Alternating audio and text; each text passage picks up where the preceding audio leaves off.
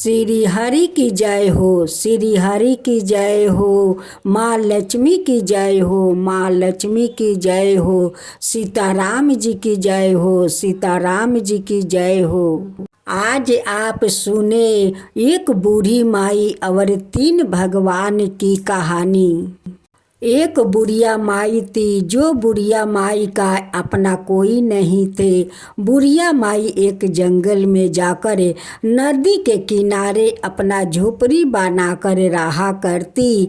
और सारा दिन बुढ़िया माई चिड़ै चुरुंग से बात करती। बुढ़िया माई ने उसी नदी के किनारे गोईठी जला देती या जलाकर उस गोईठा में होम करती। यही रोज भजन करती। सीताराम सिकौती में बाल बचपौती में, सीताराम सिकौती में बाल बचपौती में, सीताराम लगई है बेड़ा पार हो, सीताराम सीताराम लगई है बेड़ा पार हो, सीताराम। हरि के 1000 नाम, लखी जी के लाख नाम, हरि की 1000 नाम, लखी जी के लाख नाम। जब भजो तब सीताराम, जब भजो तब सीताराम, सीताराम लगई है बेड़ा पारी हो, सीताराम सीताराम लगई है बेड़ा पारी हो, सीताराम। हरि के 1000 नाम, लखी जी के लाख नाम, जब भजो तब सीताराम, सीताराम जय सीताराम, सीताराम जय सीताराम। उस बुढ़िया माई उस नदी के किनारे गोईठा जला देती और होम करती। यही भजन रोज किया करती। उस वन में बुढ़िया माई का तो अन्न तो मिलता नहीं, उस वन में खाली फल मिलता। बुढ़िया माई 12 मास फल खाकर रहा करती। और बुढ़िया माई ये तीनों भगवान का नाम का माला जापा करती। एक दिन बुढ़िया माई का श्रद्धा भक्ति देख कर स्वयं श्री हरि भगवान उनके सामने साक्षात प्रकट हो जाते हैं। बुढ़िया माई देखते रह गई। तब श्री हरि जी कहते हैं कि माई तू ऊपर नीचा क्या देख रही है? आज तो मैं बहुत प्रसन्न हूँ, तेरा श्रद्धा भक्ति देख कर तो मैं बहुत प्रसन्न हूँ। आज तू जो चाहे मुझसे वरदान मांग ले।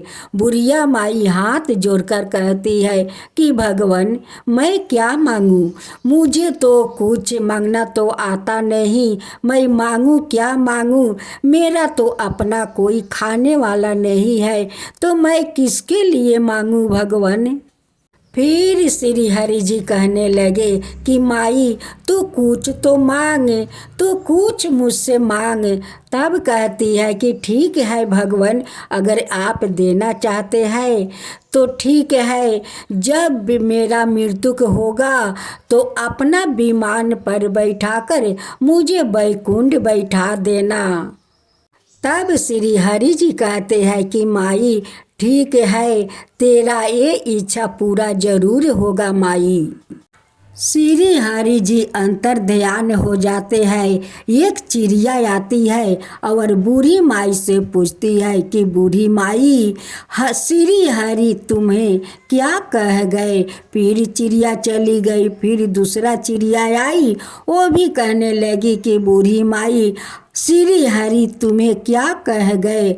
फिर तीसरा चिड़िया आई, वो भी कहने लगी कि बूढ़ी माई श्री हरि तुम्हें क्या कह गए? तब चौथी चिड़िया आती है और कहती है कि बूढ़ी माई अपना लिए श्री हरि जी से बैकुंठ क्यों नहीं मांग ली? बूढ़ी माई कहती है कि चिड़िया रानी मैं तो बैकुंठ मांग लिया है। उस बूढ़ी माई का तो चिड़िया के सिवा उस जंगल में कुछ नहीं था, उसलिए बूढ़ी माई सारा दिन चिड़िया से बात करती रहती थी और सुबह उठकर गोईठा जलाकर उसी गंगा घाट के किनारे गोईठा जलाकर होम करती, यही रोज कीर्तन करती कि सीताराम सिकौती में बाल बच्चा पौती में, सीताराम लगई है बेड़ा पार हो, सीताराम हरि के 1000 नाम, लखी जी के लाख नाम, जब भजो तो सीताराम, जब भजो तो सीताराम, सीताराम जय सीताराम।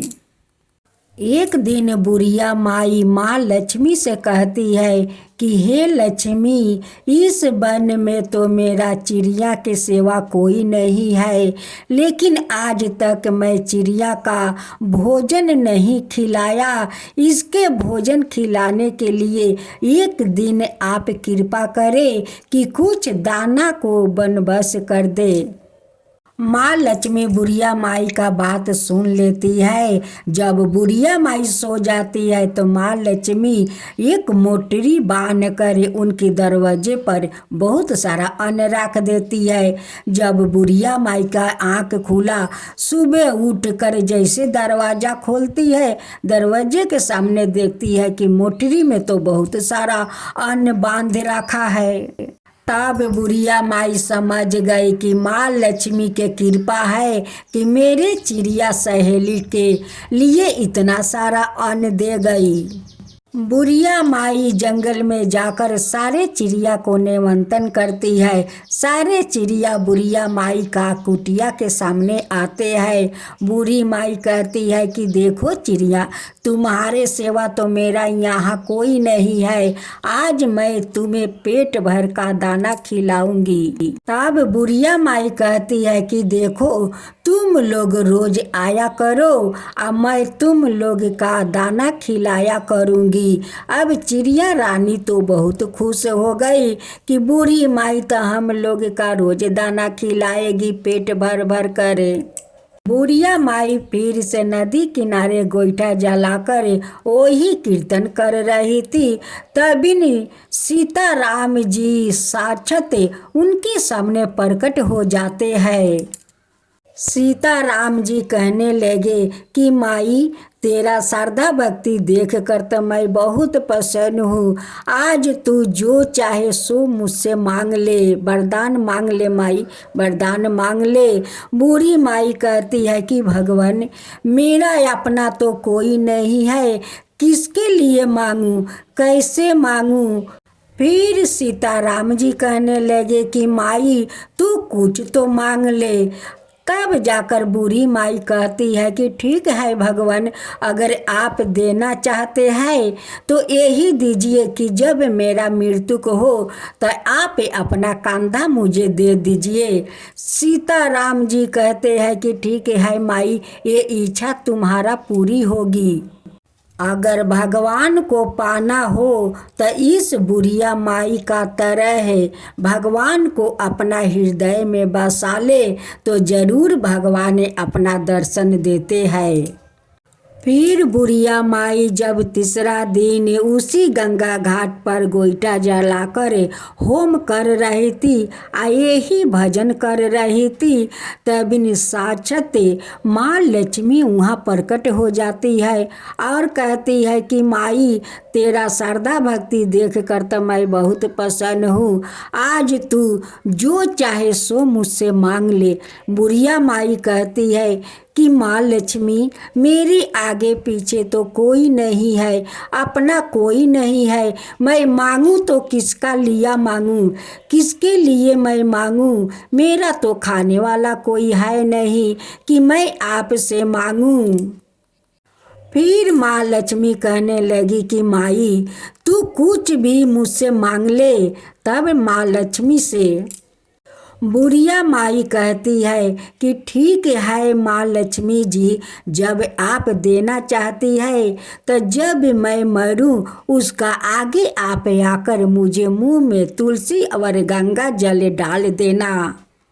माँ लक्ष्मी कहती है कि ठीक है माई, जब तू पड़ेगी बिछौना पर तब मैं आकर तुम्हें तुलसी और गंगा जल तेरा मुंह में डाल दूंगी। ऐसे देखते देखते तो कुछ दिन तो बीत गया।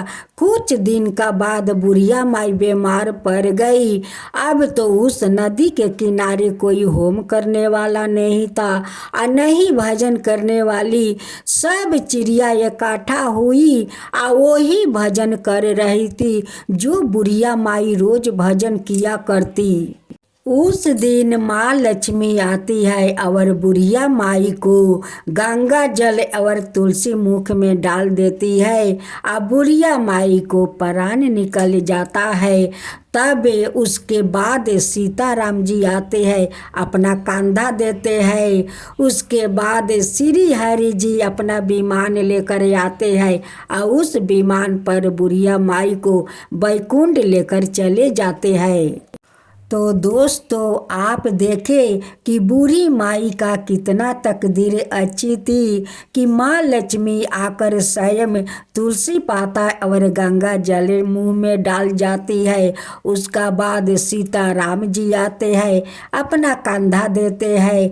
उसके बाद श्री हरि जी विमान पर बैठा कर अपना बैकुंठ धाम लेकर चले जाते हैं। तो ऐसा भाग किसका है? ऐसा भाग तो किसी को नहीं होता है और नहीं किसी को मिलता है। उसी घाट पर सारे चिड़िया बैठकर रो रही थी। उसी समय माँ लक्ष्मी आती है और कहती है कि पंछियों, अब तुम मत रोवो, देखो तुम लोग के लिए इसी घाट पर कपास का खेत कर देती हूँ। उस कपास से अपना पेट भर लेना और सदा के लिए तुम लोग अमर रहोगी।